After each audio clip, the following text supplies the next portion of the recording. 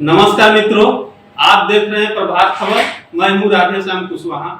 आज हम जानेंगे हरितालिका तीज का व्रत कब है और इस व्रत को कैसे रखा जाता है और किस दिन मनाया जाएगा और इस व्रत में कौन कौन से महत्वपूर्ण बातों का ध्यान रखना चाहिए।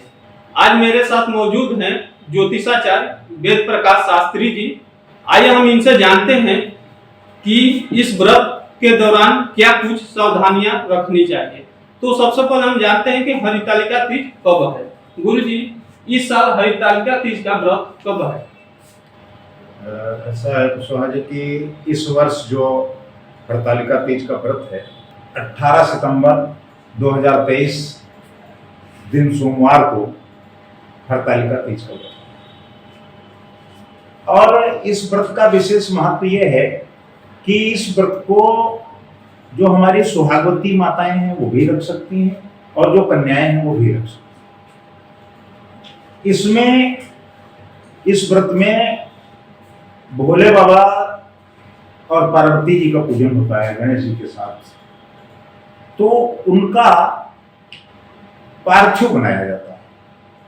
पार्थिव का अभिप्राय यह है कि मिट्टी का विग्रह बनता है, मूर्ति बनती है और मूर्ति को बना करके उसको एक चौकी पे स्थापित करते हैं और स्थापित करने के बाद उनका विधि विधान से पूजन करते हैं।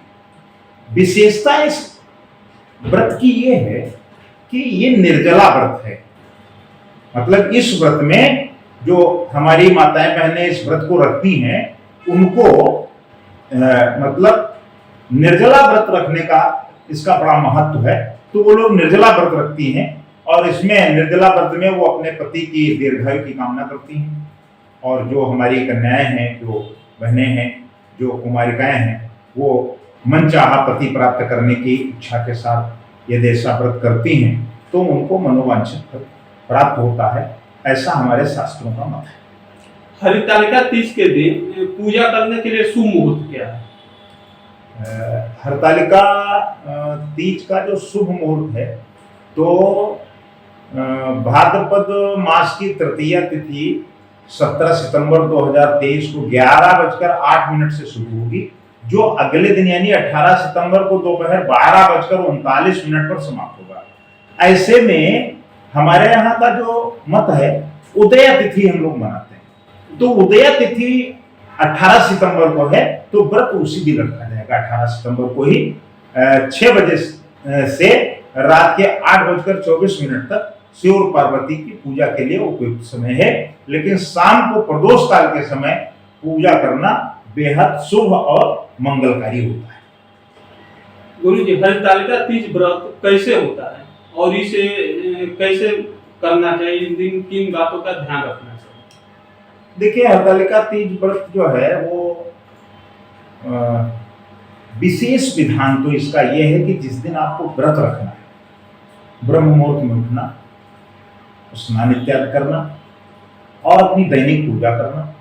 पूजा करने के बाद में भोले बाबा के पूजन का संकल्प लेना और संकल्प लेने के बाद अगर आप प्रदोष काल में यानी तीसरे पहर में सूर्यास्त के आसपास अगर आप पूजा करें तो बहुत अच्छा रहता है।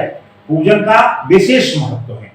वैसे तो पंचांग के अनुसार जो पूजन का समय है वो तो हम लोगों ने बताया ही, लेकिन प्रदोष काल में व्रत का विशेष महत्व होता है। लेकिन ये निराहार व्रत है, इसमें आपको कुछ नहीं ग्रहण करना चाहिए। प्रदोष काल में पूजन, फिर मध्यरात्रि में पूजन, फिर प्रातः काल का पूजन करके और मूर्ति विसर्जन के पश्चात ही अगर आप व्रत का पारण करते हैं तो इसका होगा। हरितालिका तीज पूजा घर पर कैसे करें, इसका क्या विधान है? घर पे पूजा करने का कुशवाहा जी विधान बहुत साधारण सा है। इसके लिए कोई कठिनता नहीं है। बहुत सुगमता से आप घर पर पूजन कर सकते हैं। उसके लिए आपको एक चौकी लेनी है और चौकी के ऊपर एक साफ कपड़ा बिछाना है। उसके ऊपर भोले बाबा, पार्वती जी और गणेश जी का विग्रह बना करके रखना है, मूर्ति बना। और मूर्ति बना करके चौकी रख करके कोशिश ये करें कि लाल या सफेद कपड़े का प्रयोग करें। और जो सुहागवती हमारी माताएं हैं वो श्रृंगार युक्त होकर के अगर लाल या नीले रंग का कपड़ा पहनते हैं तो उनको व्रत में विशेष महत्व मिलता है और विशेष फल मिलता है। इससे वो सौभाग्यवती बनी रहती हैं। भोले बाबा इस बात का आशीर्वाद देते हैं। जो पार्वती जो द्वारा ये व्रत रखा गया था वही आज हमारी माताएं बहनें रखती जैसा हमारे शास्त्रों का मत है। तो इसलिए ये जो पूजा है ये बड़ी महत्वपूर्ण है और ये सभी को रखना चाहिए। इससे भोले बाबा बहुत प्रसन्न हैं। हरितालिका तीज व्रत में कौन कौन सा सामग्री की जरूरत पड़ती है? देखिए पूजा सामग्री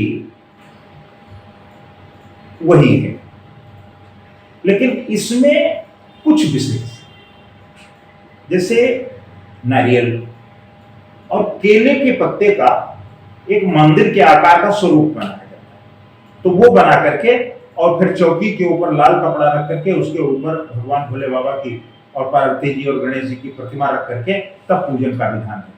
जैसे कलश स्थापन करना, बेलपत्र, समी पत्ता, केले का पत्ता, धतूरे का फल, घी, इत्र, शहद, गंगा जल, चंदन, कलावा, पंचफल, सुपारी, अक्षत, धूप, दीप, कपूर, दूर्वा, जनेऊ, ये सारी चीजें और पार्वती जी के लिए श्रृंगार के सामान सहित पूरी पूजन सामग्री इस व्रत में अर्पित की जाती है। वो होना बहुत अनिवार्य है।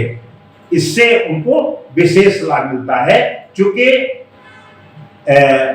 और उसमें जो श्रृंगार की सामग्री होती है उसमें तो सब माताएं बहनें जानती हैं कि श्रृंगार में क्या क्या चीजें प्रयोग होती है। चूड़ी है, बिंदी है और इस तरीके का सारा सामग्री रख करके और उसको पार्वती जी को अर्पित करना चाहिए। क्या हरितालिका तीज व्रत में पानी पी सकते हैं? मान्यता है कि हरितालिका तीज निर्जला किया जाता है और इसमें पानी पीना चाहिए या नहीं पीना चाहिए? देखिए ऐसा है कुशवाहा जी कि एक हमारे शास्त्र में ये भी आया है कि जथा शक्ति तथा भक्ति। आप शक्ति के हिसाब से भक्ति। अब मान लीजिए आप निर्जला व्रत नहीं रख सकते हैं तो अगर निर्जला व्रत नहीं रख सकते हैं तो जल पी सकते हैं या एक फलाहार कर सकते हैं। क्योंकि जब शरीर रहेगा ना तभी तो आप फिर व्रत करेंगे, तभी तो भक्ति होगी। तो यथाशक्ति तथा भक्ति के कथन पर अगर हमारी माताएं बहनें उसको निर्जला नहीं कर सकती हैं तो वो एक बार जल ग्रहण कर लें या हल्का फुल्का फलाहार कर लें और उसके बाद भी अगर व्रत रखें तो भी भोले बाबा पसंद होते हैं। उनके बारे में तो कहना ही क्या। अच्छा, हरितालिका तीज में किस रंग का कपड़ा पहनना शुभ माना जाता है? लाल और हरे, ये दो कपड़े हैं। ये सौभाग्य का, देखिए लाल कपड़ा बहुत महत्वपूर्ण है। हमने इसके पहले भी बताया है कि अगर आप लाल कपड़ा पहनते हैं वो सौभाग्य का प्रतीक है और आप 16 प्रकार से श्रृंगार करिए, खूब सज धज करके भोले बाबा की पूजा करिए और जो आप अपने श्रृंगार में प्रयोग करते हैं वही सब कुछ आप पार्वती जी को भी अर्पित करिए तो इससे विशेष फल। हरितालिका तीज व्रत में 16 श्रृंगार का महत्व है जी। तो इस पे 16 श्रृंगार जो हमारी माताएं हैं उसमें पारंपरिक कपड़े और पारंपरिक श्रृंगार, चूंकि श्रृंगार जो है हमारे यहाँ क्षेत्रीयता के आधार पर भी बदल जाते हैं तो वो उस तरीके से रहें जिस तरीके से उनको अच्छा लगे, सुंदर लगे और वही भगवान को भी प्रिय है, वही पार्वती जी को भी अर्पित करें। बस यही एक विधान है। जैसे आपका मन चित्त प्रसन्न रहेगा तो भोले बाबा का भी मन चित्त प्रसन्न रहेगा। हरितालिका तीज व्रत के दिन किसकी पूजा की जाती है? शिव जी, भोले बाबा, क्योंकि भोले बाबा ही तो अवधरदानी है, जो मांगो सो दे देते हैं तो उन्हीं की पूजा की जाती है। ये व्रत जो है पार्वती जी ने भोले बाबा को प्रसन्न करने के लिए रखा था, तब से ये परंपरा में आ गया। ये तो व्रत पहले उन्होंने तो शास्त्रों के आधार पर ऐसा मिलता है कि उन्होंने तो ये 7 दिन का व्रत रखा था, लेकिन फिर धीरे धीरे ये अब 24 घंटे का रह गया है कि भाई आज से शुरू होगा और कल प्रातःकाल समाप्त होगा। तो बहुत सारी हमारी माताएं बहनें हैं जो निर्जला व्रत रखती हैं और जब बहुत दिन से रख रही हैं, लेकिन यह शरीर साथ नहीं दे रहा है और शरीर में कोई दिक्कत है, कोई परेशानी है, तो आप जल ग्रहण कर सकते हैं और आप फलाहार ले सकते हैं, इसमें कोई। हरितालिका तीज व्रत के दौरान व्रती किन चीजों के दान करेंगी जो शुभ माना जाए? देखिए, ऐसा है कि हरतालिका तीज व्रत में उड़द और चने की दाल के दान करने का विशेष महत्व है। अगर उसको आप दान करते हैं तो उसका विशेष लाभ आपको मान्यता है और वो कहते हैं कि इस दिन इन चीजों का दान करने के बाद ही सुहागनवती महिलाओं को पारण करना चाहिए। इससे उनके जीवन में सुख समृद्धि आती है, प्रसन्नता आती है, परिवार भी खुशहाल रहता है। तो इसलिए इन दो चीजों का अगर दान किया जाता है तो इसका विशेष। तो आप देख रहे हैं शास्त्री जी हरतालिका तीज पे सब कुछ विस्तार से जानकारी दिए हैं। तो आप व्रत रखने के दौरान इन पूरी नियमों का पालन करके और माता पार्वती और महादेव की कृपा प्राप्त कर सकते हैं। प्रभातखबर.com, विश्वास वही, रफ्तार नहीं।